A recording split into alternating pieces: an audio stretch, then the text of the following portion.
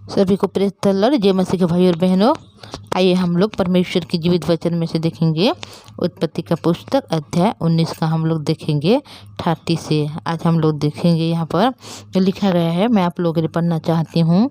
देखिए यहाँ पर लिखा गया है कि फिर लूत ने शोर को छोड़ दिया और पहाड़ पर अपनी दोनों बेटियों समेत रहने लगा, क्योंकि वह शोर में रहने से डरता था। इसलिए वह और उसकी दोनों बेटियां वहां एक गुफा में रहने लगे। तब बड़ी बेटी ने छोटी से कहा, हमारा पिता बूढ़ा है और पृथ्वी भर में से कोई ऐसा पुरुष नहीं जो संसार की रीति के अनुसार हमारे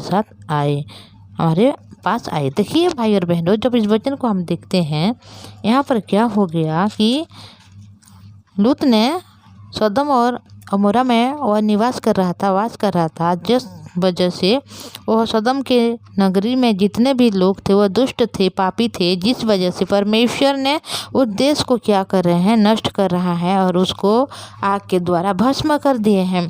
तो उसी समय से परमेश्वर ने लूत से कहा कि तू अपने जो तेरा परिवार है, तेरी पत्नी और तेरे जो बेटियां हैं और तेरे उनके जो पति होने वाले हैं, उन सब को लेकर वहाँ से चला जा, नहीं तो हम लोग वहाँ कुछ भी उस जगह को हम ध्वंस नहीं कर पाएंगे। तभी लूत क्या कर रहा है, यहाँ पर कभी भी परमेश्वर की जो दूत लोग हैं उनके बात को वह नहीं मान रहा है, नहीं सुन रहा है, जिस वजह से उन दोनों दूत ने उनके जो परिवार के लोगों, उनके पत्नी और 2 बेटियां हैं, उनको भी वहाँ से निकाल लाए, ताकि उस जो नगरी है वो वहाँ पर क्या कर सके, बिना कर सकें। तो यहाँ पर जब देखते हैं वो लोग जो जा रहे हैं, तो वो शोर के देश में जाऊंगा बोल के वह जो लूत है उन जो दूतों लोगों को बोला है, तो उन लोगों ने बोले कि हाँ तुम जाओ वहाँ पर और जल्दी चले जाओ, वरना तुम भी भस्म हो जाओगे। तो वहाँ पर जो पहाड़ है उसकी तरफ जाओ बोल के वहाँ पर उस दूत ने बोल रहा, पर उन लोगों ने जो लूत है वह उस दूतों की बात को नहीं सुन रहा है, बल्कि वह अपने मन ही मानी कर रहा है, जिस वजह से जो वह पत्नी है जो लूत का, वह पीछे मुड़कर जब देखता है तो उसी समय क्या हो जा रहा है, नमक का खम्मा बन गया। तो इसके बारे में हम लोग पहले देखे थे भाई और बहनों। पर अभी क्या हो रहा है, जब वह शोर में बास नहीं कर पाए तो वो क्या कर रहे हैं, वह अपने दोनों बेटी समेत वह क्या कर रहा है, पहाड़ पर वह क्या कर रहा है, रहने लगा है। और शोर में वह रहने के लिए क्या करता था, वह डरता था। उन लोगों की परमेश्वर की जो दूत लोग हैं वो उन लोगों ने भेजे हैं, फिर भी वह अपनी चिंता के अनुसार वह पकड़ाया जा रहा है, जिस वजह से उसका पत्नी अभी नमक का खम्मा बन गया और जिस जगह में वह रहता था वह जगह अभी क्या हो गया, विनाश हो गया। फिर भी वह स्वर्ग के देश में रहूँगा बोला। फिर परमेश्वर की जो दूत है उन लोगों ने हाँ वहाँ पर चला जा बोले, फिर भी वह जो स्वर्ग के नगर है उस जगह में रहने के लिए वह भय कर रहा है। और उनके साथ कोई नहीं है, बल्कि उनके 2 बेटियां हैं और वो है और जो वहाँ पर गुफा में रहने लगे। तो यहाँ पर क्या हो गया भाई और बहनों कि वो दोनों जो बहन हैं, छोटी और बड़ी, जो यहाँ पर बात कर रहा है कि हमारा पिता बूढ़ा हो गया और पृथ्वी भर में कोई भी ऐसा पुरुष नहीं जो संसार की रीति के अनुसार हमारे पास आए। देखिए यहाँ पर जो परमेश्वर की चुना हुआ दास जो अब्राहम है, उनके वंश से आया है ये लूत, जिस वजह से जब अब्राहम के साथ जो वह एक साथ जो मिला हुआ था, एक साथ जो वास कर रहे थे, उसी समय उनके जीवन में बहुत सारे धन था, संपत्ति था, गाय बैल बहुत सारा था, और जो नौकर है, चाकर है, जो दास लोग हैं बहुत सारे थे।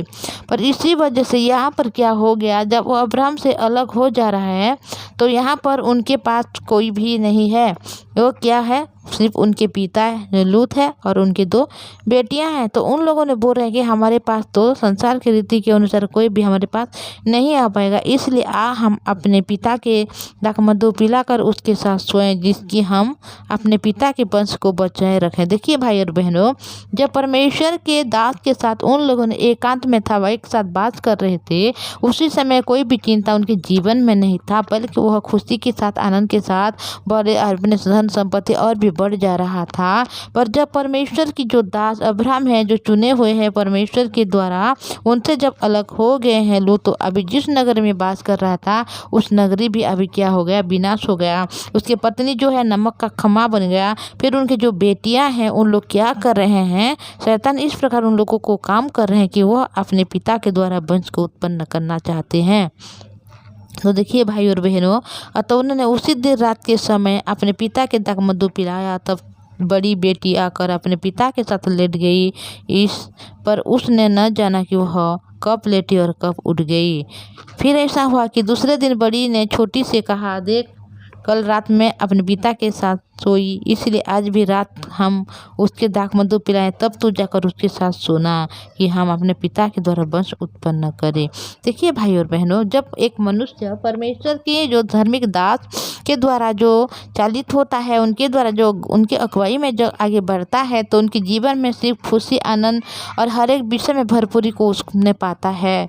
पर जब वह दास से अलग हो जाता है और अपने मन की मालिक अपने हिसाब से चलता है, उनके हृदय में जब शैतान वास करता है, तो उनके द्वारा क्या हो जाता है, वह अपनी पत्नी को खो गई।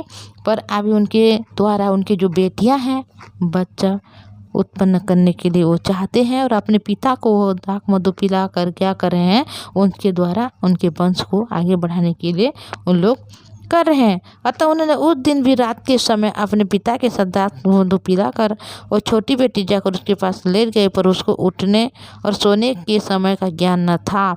इस प्रकार से लूत की दोनों बेटियां अपने पिता की गर्भवती हुई। एक बड़ी पुत्र जनी और उसका नाम मोआब रखा, और मोआब नामक जाति जो आज तक है मूल पिता हुआ। और छोटी भी एक पुत्र जनी और उसका नाम बेन्यामीन रखा, और अम्मोनियोवासी को जो आज तक है मूल पिता हुआ। देखिए भाई और बहनों, जब एक मनुष्य एक चिंता के द्वारा जब पकड़ाया जाता है, परमेश्वर की जो धार्मिक दास लोग हैं उनके बात की इग्नोर करता है और अपनी मनमानी करता है, तो उनके हृदय में कौन बैठ जाता है, शैतान बैठ जाता है, जिस वजह से वो संपूर्ण रीति से वो नष्ट हो जाता है, ध्वंस हो जाता है।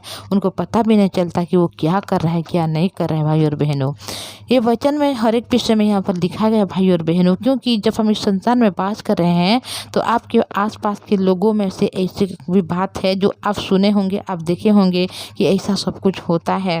क्योंकि जो कोई परमेश्वर के दास द्वारा जो चलाया नहीं जाता, उसके हिसाब से अगर कोई उनके द्वारा अगर आगे नहीं बढ़ता, तो इस छोटी सी बात नहीं है। ऐसे होना हर एक लोगों के लिए कोई सी छोटी बात नहीं है, हर एक लोगों के लिए ये हो जाता है। देखिए भाई और बहनों, हम अगर परमेश्वर के दास को जानते हैं, जो धार्मिक दास लोग हैं परमेश्वर ने हमें दिया है, उनके साथ अगर हम लोग उनके द्वारा हम चराए गए, उनके हिसाब से हम लोग आगे बढ़ें, तो हम सब विषय में खुशी को पा सकते हैं, आनंद को पा सकते हैं, आनंद जीवन के अधिकारी बन सकते हैं। लूत तो अब्राहम के वंश की है, लूत भी वो अनुग्रह को पाया था, आशीष को पाया था, परमेश्वर के द्वारा हर एक विषय को पाया था। पर जब अब्राहम से वो अलग हो गया, तो उसी समय क्या हो गया, उनके जो परिवार है हर एक लोग मतलब विनाश हो गए, नष्ट हो गए। और उनकी बेटियां हैं जो उनके पिता के द्वारा क्या कर रहे हैं, यहाँ पर बेविचार कर रहे हैं, क्योंकि वो उनके हृदय नहीं है, बल्कि उनके हृदय में है जो शैतान है, उनका जो बात को सुनकर ये सब काम यहाँ पर कर रहे हैं। तो भाई और बहनों, जब हम इस वचन को देखते हैं तो हमें कैसा लगता है, अरे क्या हो गया, कैसा लिखा हुआ है। ये कोई भी बड़ी बात नहीं है भाई और बहनों। जो हम इस दुनिया में जब हम वास करते हैं अपने जीवन में, तो हम आसपास लोगों को देखते हैं, और हम जो इस दुनिया में हैं, तो हर एक विषय में हमें जानकारी मिलता है। इस समय ऐसा हुआ है भाई और बहनों को, कोई भी परमेश्वर के निकट आने वाला नहीं है, परमेश्वर को कोई भी भय मानने वाला नहीं है, एक भी नहीं है, बल्कि हर एक लोग सिर्फ अपनी मनमानी में अपने हिसाब से अपनी ज़िंदगी को व्यतीत कर रहे हैं, जिस वजह से जब अंत हो रहा है तो उसी समय सिर्फ उन लोग क्या हो रहा है, विनाश हो रहे हैं, नष्ट हो रहे हैं। तो भाई और बहनों, हम कभी भी परमेश्वर की जो दास है उनको हम इग्नोर ना करें, परमेश्वर की वचन को इग्नोर ना करें। ऐसे हो सकता है कि हम भी ऐसे विपत्ति में पड़ सकते हैं, क्योंकि शैतान हमेशा हमारे चारों ओर घूमता रहता है कि कब कैसे करके उनको पकड़ें और नष्ट कर जाएं और कैसे करके उसको मैं नरक में डालें। तो भाई और बहनों, हम चुने हुए हैं, परमेश्वर ने हमें चुना है और एक दास दिया है जिसके द्वारा हम, उसकी अगुवाई के द्वारा हम आगे जब बढ़ेंगे तो हम हर एक बात में क्या हो सकते हैं, विजय हो सकते हैं। तो हम कभी भी अपने मनमाने ना करें, अपने मालिक अपने ना होकर हम परमेश्वर की जो सच्चा दास है, जो धार्मिक दास है, उसको हम अपने मालिक बनाएं, ताकि उनके द्वारा जब हम अगुवाई में चलें तो हम अनंत जीवन को पाएं, हर एक खुशी, हर एक शांति को पा सकें और हर एक समस्या से हम लोग जीत सकें भाई और बहनों। तो मैं आज इतना ही बोलूँगी। आइए हम लोग प्रार्थना करेंगे। धन्यवाद पवित्र परमेश्वर पिताजी, धन्यवाद करती हूँ, आपने दया अनुग्रह आशीष किया, धन्यवाद आपने संभाल कर रखा पवित्र परमेश्वर पिताजी, धन्यवाद। हमारे जो भाई और बहन इस वचन को सुन रहे, हर एक को आशीष अनुग्रह में भर दीजिए प्रभु, ताकि हर एक दिन आपकी जीवित वचन को सुने प्रभु। हाँ पिता, हम मनुष्य इस प्रकार हैं, हम कभी भी पिता परमेश्वर किसी और को अपना मालिक बनाना नहीं चाहते, बल्कि हम अपने मालिक अपनी मर्जी से जीना चाहते हैं प्रभु।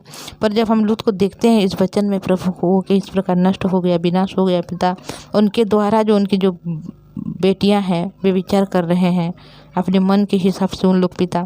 पर हमारे जो भाई और बहन आप वचन को सुने हैं, हर एक को आपने आशीष कर चुका है, अनुग्रह दे दिया है पिता, उनको आपने अगुवाई कर चुका है, उनको आपने पिता चुनकर आपकी जीवित वचन को उनके हृदय में आपने स्थापित किया है प्रभु। उनको आशीष अनुग्रह दीजिए प्रभु, ताकि हर एक दिन शैतान के द्वारा ना पकड़ाए जाकर वचन के द्वारा उन लोग पिता परमेश्वर चलाए होकर आगे बढ़ने वाले बने प्रभु। पवित्र परमेश्वर पिता जी, उनके हर एक काम में आप सफल दीजिए प्रभु, उनकी जो पढ़ाई लिखाई में आशीष कीजिए प्रभु, उनके हर एक काम में आशीष दीजिए, जो रोगी है, दुखी है, पीड़ित है, उनको चंगाई दीजिए प्रभु जी। आपने मेरी हर प्रार्थना को सुना, धन्यवाद। यीशु के नाम से प्रार्थना मांगती हूँ, आमीन। Praise the Lord. जय मसीह की।